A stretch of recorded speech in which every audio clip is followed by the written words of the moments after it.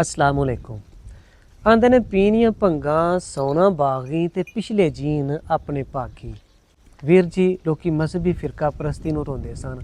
अज सियासी फिरका परस्ती ने मजहबी फिरका परस्ती नूं किधरे दूर छड्ड दित्ता। अज दे सियासतदान अपनी अपनी जिद्दां लैके बैठे ने।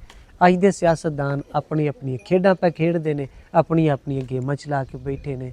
मुल्क दी किसी नूं फिकर नहीं कि मुल्क विच की पिया हुंदा है, अवाम ते की बीतदी है। अज सूरत हाल इहो जी बनी है कि जिवें आंदे ने ना कि एक बंदा सी, उहनूं जुए दी बड़ी आदत सी। ਉਹਦੀ मां बीमार हो गई, वो जुआ खेडदा सी पिया, गेम लाई सी, घरों फोन आया मां मरदी है पई ते आके मां दी जियारत कर लै, मूँह ते वेख लै, आखिरी मुलाकात कर लै। इन्हें आख्या चलो मैं वारी ला के आया। चलो फिर अपनी गेम ते ध्याने लग गया। मां इहदी मर गई ते फोन आया कि मां तेरी मर गई, हुण की करना ही। आखन लगा मां होरां नूं गुसल दवाओ, कफन पहनाओ, मैं भी आ जाना। चलो मां होरां नूं कफन शफन पहना दित्ते उहने। वावा इंतज़ार किया तो फिर फोन आया कि हुण की करना ही। आखन लगा मंजी चुको, मैं कब्रस्तान ही पहुँचना वा। इन्नी गल करके फिर गेम दे ध्याने लग गया, गेम खेडदा रहा।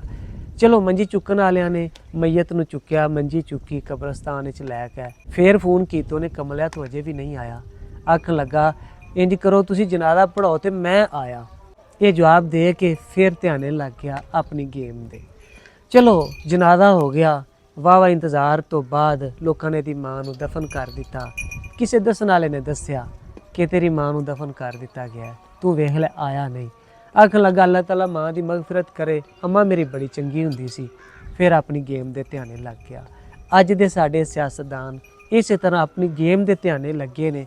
वतन अजीज़ हर रोज़ नवें तो नवें हादसे का शिकार हुंदा पिया, जबकि इन्हां नूं अपनी गेमां दी फिक्र है, ना वतन दी फिक्र है, ना अवाम दी फिक्र है। अल्लाह इन्हां नूं हदायत दे, अल्लाह अवाम और वतन दे हाल ते रहम करे। हसदे वसदे रवो, शाद आबाद रवो, अपने वतन आस्ते दुआवां भी करो तो वतन आस्ते सदा मुखलस रवो। अस्सलामु अलैकुम।